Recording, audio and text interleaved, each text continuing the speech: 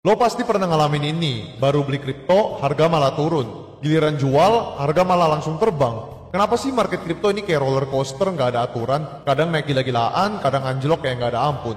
Jangan panik, gua bakal bongkar semua alasan di balik volatilitas gila ini. Dan gimana caranya lo bisa adaptasi, bertahan, bahkan cuan. Kripto itu adalah market yang paling volatile. BTC pernah turun 80%, ETH pernah anjlok sampai 95%. Altcoin rontok sampai 99%, udah biasa.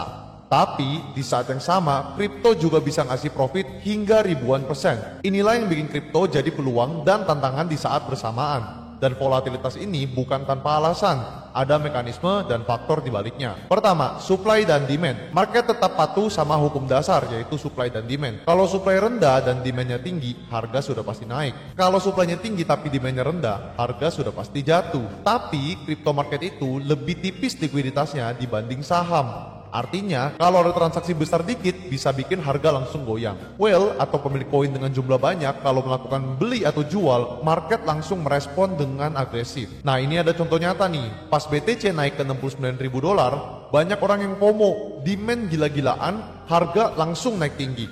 Tapi waktu koreksi, penjualan masif, harga langsung longsor. Kenapa ini penting? Karena kalau lo ngerti supply dan demand, lo bisa hindarin beli di pucuk atau panic selling pas market lagi murah. Kedua, sentimen dan berita. Crypto itu driven by news and sentiment. Pas Elon Musk nge-tweet, Doge langsung to the moon. Pas ada rumor tentang regulasi keluar, market langsung merah semua. Kenapa ini bisa terjadi? Investor kripto itu mayoritas adalah retail. Mereka sangat terpengaruh dengan yang namanya berita. Jadi, apa yang harus lo lakukan? Pertama, pantau berita global. Kedua, update terus tentang Fear and Greed Index. Ketiga, jangan FOMO. Prioritaskan analisa dulu. Contohnya, waktu ETF Bitcoin Spot diumumkan, harga Bitcoin langsung pump. Tapi pas sudah launching, malah pada sell on news, malah jadi koreksi. Ketiga, whale dan market maker. Di balik layar ada whale yang mainin market. Mereka bisa pump and dump, liquidation hunt, dan spoofing order. Contoh, saat BTC harganya $20.000, banyak retail pasang stop loss di $19.500. Nah, whale itu sengaja turunin harga untuk kenain stop loss dan pada saat semua retail exit, harga langsung balik naik. Apa pelajarannya? Jangan taruh stop loss terlalu obvious dan hindari open posisi di area yang crowded. Gue punya pro tips buat kalian semua untuk menanggulangi hal ini, yaitu gunakan strategi laddering entry atau exit dan pantau on-chain whale wallet tracker. Sekarang udah gampang kok aksesnya, kalian bisa temukan sumbernya di berbagai sumber.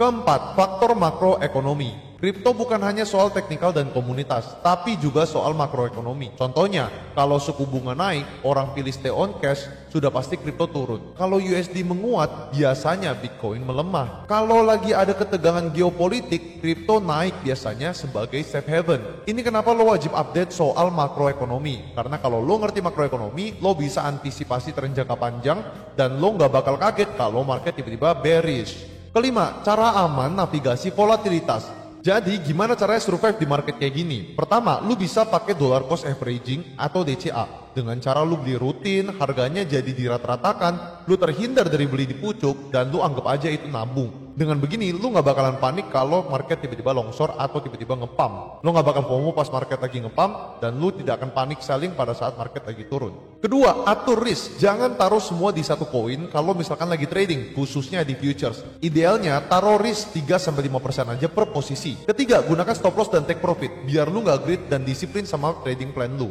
Keempat, jangan FOMO. Kesempatan itu akan selalu ada di kripto. Jadi lu santai aja, analisa yang objektif, baru entry. Kelima, gabung komunitas yang tepat. Belajar bareng bikin lo gak gampang panik. Makanya join Cairo. Lu bisa klik link di deskripsi untuk join komunitas gue secara gratis buat dapetin tips trading, info airdrop, dan info kripto lainnya. Dengan begitu lu gak bakal cepetan panik karena ada yang bisa kasih lu opini dari sisi lain. Nah, kalau lu mau main di game kripto seserius ini, lu butuh senjata. Dan jawabannya adalah Binance. Kenapa Binance? Karena Binance memiliki likuiditas paling tinggi, gak gampang kena slippage. Lalu banyak fitur risk management seperti OCO, stop limit, dan lain sebagainya.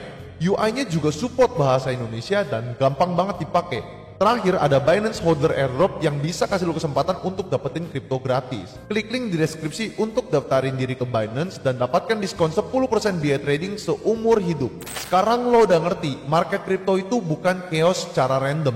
Ada supply demand, sentimen, will, sampai dengan makroekonomi secara global yang ikut bermain. Tinggal lu pilih aja, mau tetap jadi korban volatilitas atau belajar main di dalamnya. So, welcome to Cairo, jalan untuk memahami, bertahan, dan sukses di dunia kripto.